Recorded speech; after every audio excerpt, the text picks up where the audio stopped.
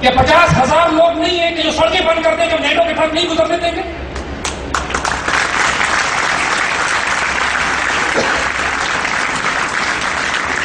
وقت آنے دیں، سب کچھ ہو جائے گا اللہ کے فضل سے. ہم بہت مضبوط پوزیشن میں. دشمن کو انشاءاللہ اپنی آنکھوں سے چند دنوں میں دکھائیں گے آپ کو کہ امریکن اور نیٹو کس طرح گھٹنوں کے بل آپ سے آگے معافی مانگتے ہیں. انشاءاللہ دور وقت نہیں لیں گے.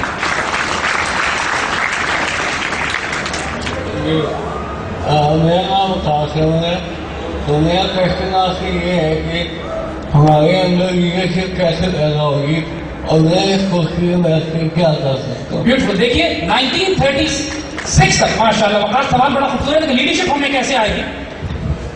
زید صاحب سوری فار انٹرپٹ، یہ بچہ اسپیشل بچہ نہیں ہے. Actually he is a very special.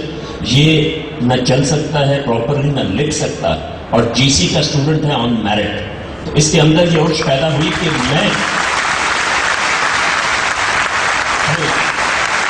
ماشاءاللہ آپ کی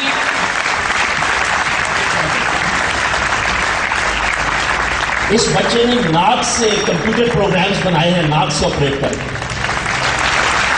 اور زید صاحب کی تقریر کا یہ اثر ہے کہ یہ اتنا موٹیویٹڈ ہے کہ اپنے آپ میں ایک لیڈر کو تلاش کرنا چاہتا ہے.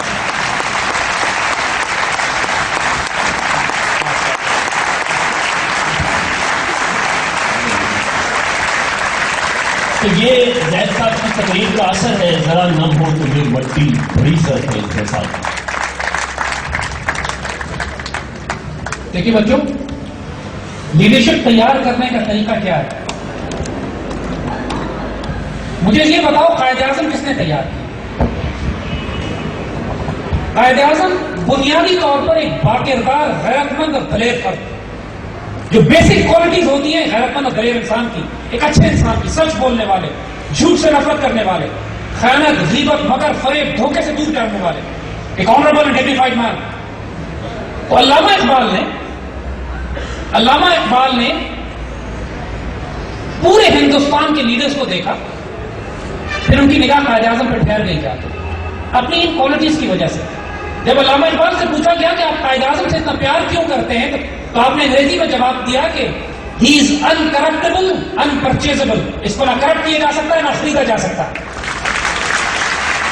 اور اگر آپ نوٹ کریں تو حضور صلی اللہ علیہ وآلہ وسلم نے جو نبوت کا آغاز بھی نہیں کیا ہے، اعلان نبوت نہیں کیا ہے، تو کفار نے، کافروں نے حضور کو خطاب دیا ہے صادق اور امین کا. صادق اور امین کا خطاب مسلمانوں نے نہیں دیا ہے، کافروں نے دیا. تو میرے بچوں، جو بات ہم کہتے ہیں کہ اللہ تعالیٰ بھی جب کام لیتا ہے تو پہلے صادق اور امین تلاش کرتا ہے. اپنی ذات میں، اپنے وجود میں صادق اور امین بناؤ، اور پھر کسی اقبال کی نگاہ پڑ جائے گی آپ کے اوپر کہ وہ آپ کو محمد علی جناح سے قائد اعظم بنا دے گا.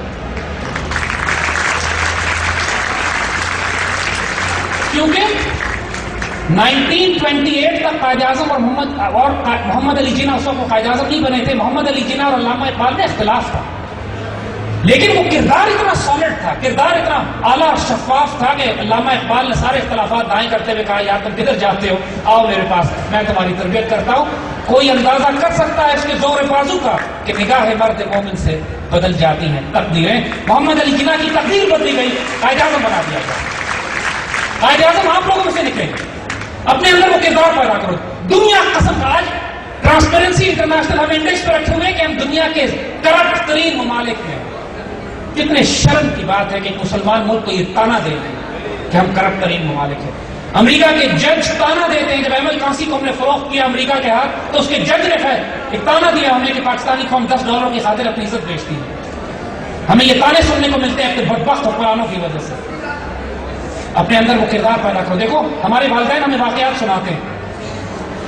یونائٹڈ انڈیا میں جب پاکستان نہیں بنا تھا تو ہندو مسلمان سکھ اکٹھے رہتے تھے، بچے محلے میں اکٹھے کھیلتے تھے، بچوں میں لڑائی بھی ہو جاتی تھی.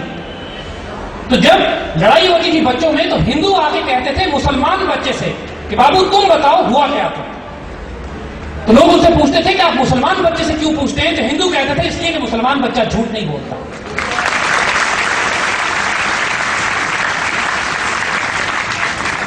بچوں اپنے اندر اقبال کو زندہ کرو. علامہ اقبال ہم تمہیں گارنٹی سے کہتے ہیں کہ جس نے اقبال پڑھ لیا وہ نارمل نہیں رہے گا، وہ دیوانہ عاشق جنونی ہو جائے گا. اور اس کے اندر سے جو تڑپ طلب جس کی سچی ہے، جو دیوانہ ہے، آپ کا کام یہ ہے کہ اپنے آپ کو تیار کر کے اللہ کے آگے پیش کرے. یہ اللہ کا کام ہے کہ کس کو قائد اعظم بناتا ہے، کس کو لیاقت علی، کس کو علامہ اقبال، کس کو کرنال شیر خان شہید، کس کو حوالدار لالک جان، کس کو عزیز بھٹی. یہ مالک کا کام ہے کس کے سینے پہ کیا تمغے سجاتا ہے. اپنے آپ کو تیار کرو. یاد رکھنا یہ بات ہمیشہ، اللہ اپنا کام ہمیشہ آنریبل، ڈگنیفائڈ، غیرت مند لوگوں سے لے گا، گھٹیے کمینے سے کام نہیں لیگا. انشاءاللہ leadership will emerge from you, it's not very far. ایک واقعہ ہم آپ کو سنا دیتے ہیں. جب خمینی کو ایران سے نکالا جا رہا تھا شاہ کے دور میں، and Khomeini was trying to bring up a revolution، تو شاہ نے بڑے تنزیہ پوچھا خمینی سے کہ آپ جس ریولوشن کو بلڈ کرنا چاہتے ہیں اس کے سپاہی کہاں ہیں؟ تو خمینی نے کہا کہ میرے سپاہی ابھی ماؤں کی گودوں میں. اس کو 25-30 سال لگے اپنے ریولوشن کو بلڈ کرتے ہوئے.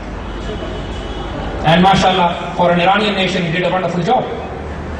ہم سے اگر کوئی پوچھے کہ آپ کے سپاہی کہاں ہیں تو ہم کہتے ہیں وہ سپیریئر یونیورسٹی میں، وہ یونیورسٹی میں، وہ کالجز میں.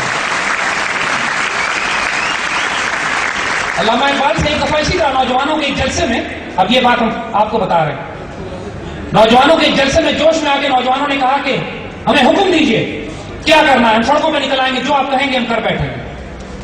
تو قائد اعظم نے بڑے دکھ سے کہا کہ میں کس فوج کو حکم دوں جس کی ابھی تربیت ہی نہیں ہوئی، کس فوج کو حکم دوں جس میں یونٹی، فیتھ اور ڈسپلن ابھی پیدا ہی نہیں ہوا. اگر ایسی فوج کو میں لے کے میدان جنگ میں نکل آیا تو میں جنرل نہیں مجرم ہوں گا. بچوں اپنے آپ کو تیار کرو، time is not very for. یہ نہ ہو کہ جب وقت آئے تم لوگ کو ہم تربیت یافتہ نہیں ہے. اپنا اخلاق، اپنا کردار، اپنی جرأت، اپنا ایمان، اپنی اسپرچولیٹی، اپنی روحانیت، اپنے اللہ رسول سے تعلق. رول صرف ایک ہے، there's only one rule. جو غلطیاں بتائی ہیں فکر نہ کرو، اللہ معاف کرنے والا ہے. رول صرف ایک ہے کہ محمد سے وفاتوں نے تو ہم تیرے ہیں، حضور صلی اللہ علیہ وسلم سے خیانت نہ کرنا پڑے، اور حضور کے مدینے سے بھی اور مدینہ ساری سے بھی خیانت مت کرنا پڑے. پاکستان کو محبوب بنا لو، انشاءاللہ اللہ تمہیں اپنا محبوب بنا لے گا، کیونکہ پاکستان حضور کا محبوب ہے. السلام علیکم زید بھائی، میں لیکچرار ہوں اسکول یونیورسٹی میں، میرا نام شہزاد ہے.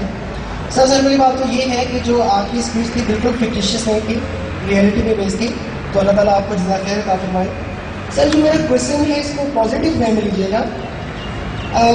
سر آپ پر ایک ایلیگیشن لگایا جاتا ہے اور وہ یہ ہے کہ آپ کا تعلق یوسف علی جو مشہور تھے یوسف قذاب کے نام سے، جنہوں نے نعوذ باللہ آپ صلی اللہ علیہ وسلم کا لباس ہونے کا دعوے دار تھے وہ، اور جو ان کے پیش رو تھے اور ان کو صحابہ اکرام کا درجہ دیا گیا تھا. تو سر اس کو پازیٹیو پہلے میں آپ کو تیسر لیجیے. I got your point. دیکھیے اللہ کے فضل سے ہم کوئی 250 پروگرام میڈیا پہ بھی، ٹیلی ویژن پہ بھی، لیکچرز یونیورسٹیز کالجز میں کر چکے ہیں، اور ہم کوئی باہر سے تو نہیں ہے، اسی معاشرے کے پیدا کرتے ہیں، یہی رہے ہیں ساری زندگی اللہ کے فضل سے. اور ہمارے پروگراموں کو دیکھ کے، ہماری گفتگو کو دیکھ کر لاکھوں لوگ اللہ کے رسول صلی اللہ علیہ وسلم کے عشق اور پیار میں، پاکستان کے پیار میں، پاکستان کے دفاع میں اپنے آپ کو قربان کرنے پر آمادہ ہو گئے. ہم سوال یہ کرتے ہیں، یہی برکت اللہ تعالیٰ نے علامہ اقبال کے کلام میں دی،